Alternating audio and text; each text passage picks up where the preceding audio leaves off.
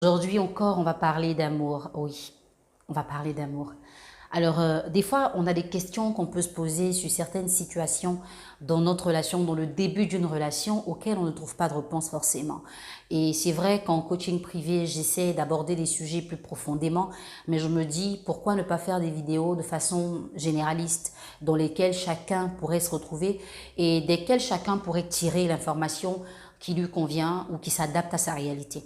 Aujourd'hui, j'aimerais m'adresser à ces personnes, hommes et femmes, qui des fois se demandent comment rendre une personne amoureuse. Donc, comment faire pour que mon partenaire soit amoureux et que ce partenaire-là ait peur de me perdre. C'est vrai, on ne va pas créer l'amour dans le cœur de quelqu'un. Ça voudrait dire déjà qu'à la base, le partenaire que vous cherchez à rendre amoureux, la bonne information ou la bonne version, c'est de dire comment le rendre peut-être plus amoureux. Parce que quand on est amoureux d'une personne, on ne veut pas la perdre, on veut la garder, on veut que la relation aille plus loin, on veut la sécuriser. Et c'est vraiment ces questions-là qu'il faut se poser. Parce que ne croyez pas ou ne vous dites pas que Nel a dit, quelqu'un peut ne pas m'aimer du tout, mais avec cette vidéo que je viens d'écouter, je vais créer l'amour dans son cœur. Non, c'est pas ce que j'ai dit. Pour le reste, ça révèle du miracle et c'est Dieu qui s'en charge.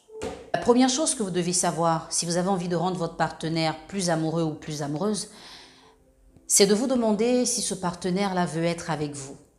Parce que vous mènerez un combat inutile si vous le menez dans la vie de quelqu'un qui vous voit comme une option. C'est-à-dire qu'il y a des relations où la personne vous montre clairement qu'elle est là pour un but précis. Peut-être parce que vous arrivez à la dépanner financièrement, peut-être parce que vous lui donnez une certaine position sociale, peut-être parce que matériellement vous êtes présent ou présente. Cette personne-là se lie dans la relation avec vous, mais ce n'est pas une relation amoureuse. Donc c'est une relation intéressée. Cette vidéo concerne uniquement des personnes dans une relation amoureuse. Et pour réussir à rendre plus amoureux votre partenaire, il faut être vous-même. Ça, c'est la base. Beaucoup de personnes veulent séduire ou retenir quelqu'un, mais ces personnes ne savent pas être elles-mêmes. Elles veulent vivre la vie de quelqu'un d'autre, ou elles veulent avoir la personnalité de quelqu'un d'autre. Des fois, la personnalité de l'ex. Quand on entend par exemple que c'est un homme qui a vraiment aimé son ex, il a eu du mal à s'en séparer. Quand on entend qu'une femme a été très amoureuse de son premier homme et que c'est après la rupture avec celui-ci qu'on l'a rencontré, on se dit « je veux faire ce qu'il faisait, comment il réussissait à la rendre amoureuse ?» Non, vous ne pouvez pas être lui. C'est en cela qu'assez souvent je fais des publications pour dire aux gens « nous sommes uniques ». Nous avons des ADN différents. Il ne faut pas chercher à imiter ou à copier quelqu'un. Il faut être vous-même. Dans la relation amoureuse, c'est encore beaucoup plus important. Parce que si vous développez une personnalité qui n'est pas la vôtre, le partenaire en face tombe amoureux ou amoureuse de la personnalité qui est en train d'être développée, mais ce n'est pas vous. Donc, quand vous allez revenir à votre réalité, la personne ne sera plus là. Parce que ce n'est pas de vous qu'elle est amoureuse, mais de la personnalité que vous avez développée pour la conquérir ou pour la séduire.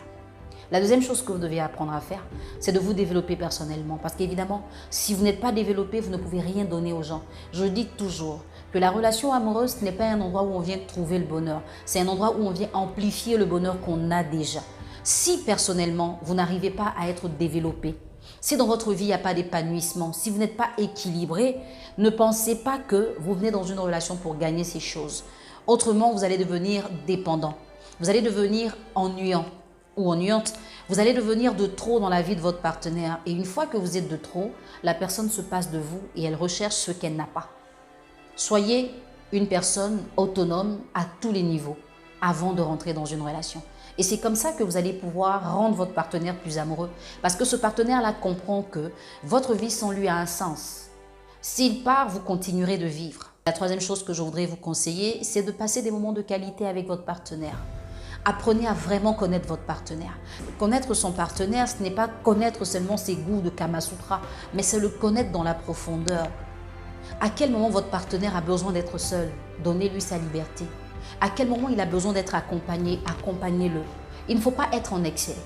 Vous êtes dans une relation que vous connaissez votre partenaire, vous savez quoi lui donner. Et surtout vous, mesdames, quand vous voulez être heureuse avec un homme, rentrez dans sa tête pour comprendre ce qui se passe. Parce que les hommes ont des besoins des fois qu'ils ont envie d'assouvir. Et quand vous ne comprenez pas ces besoins et que vous pensez que c'est dire je t'aime à tout instant, c'est l'appeler tous les jours, c'est être là partout où il est, vous vous dites je fais tout ce qu'il faut, mais est-ce que vous faites bien ce qu'il faut? Et tout, est-ce que c'est ce que le partenaire voudrait? Non, pas forcément. Il y a des femmes qui ont du mal à se détacher de leur partenaire. Elles ne comprennent même pas pourquoi cet homme-là devrait voir ses amis. Si vous empêchez un homme de voir ses amis, vous créez déjà de la distance entre vous. Vous empêchez un homme de voir sa famille, vous créez de la distance entre vous.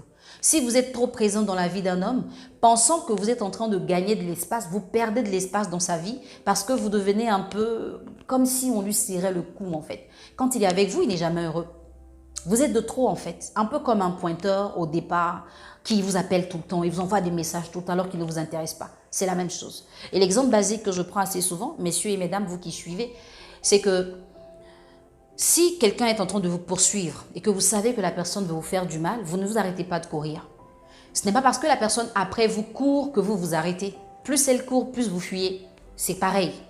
Quand vous êtes dans une relation et que vous êtes trop présente, la personne pour qui vous êtes trop présente vous fuit. Et vous allez remarquer des fois que votre partenaire peut vous tromper pour quelqu'un qui n'est même pas un acquis pour elle. Votre homme peut être infidèle pour une femme qui ne le calcule même pas.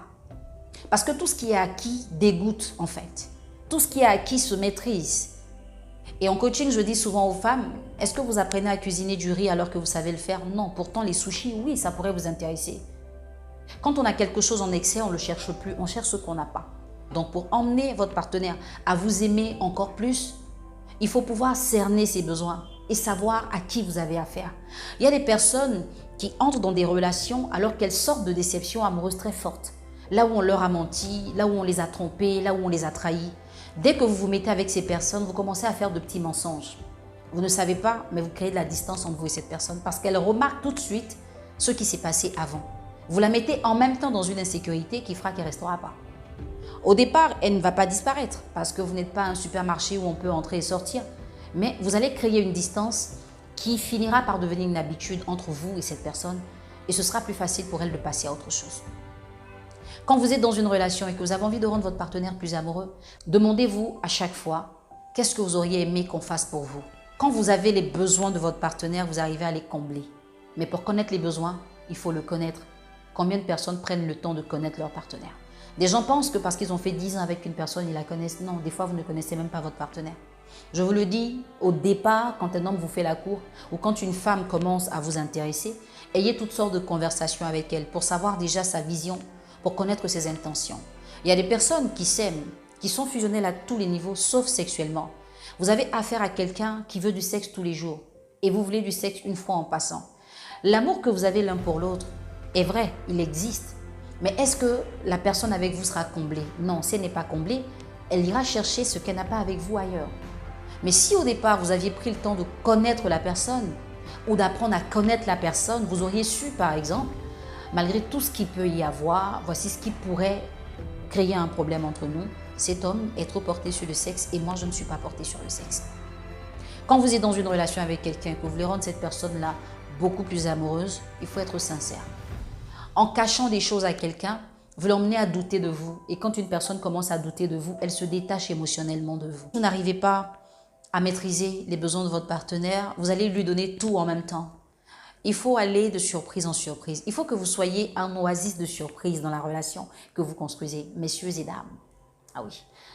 Vous allez voir que certaines personnes, en 6 mois, vous ont déjà tout démontré. Il n'y a plus de nouveautés, il n'y a plus absolument rien.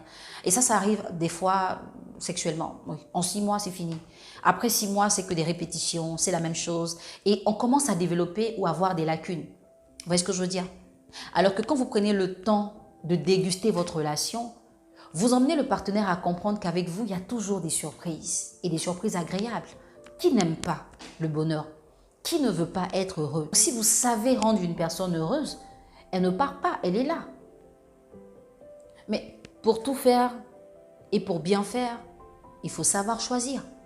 Parce que si vous avez choisi la mauvaise personne, tout ce que je suis en train de dire ne sert à rien.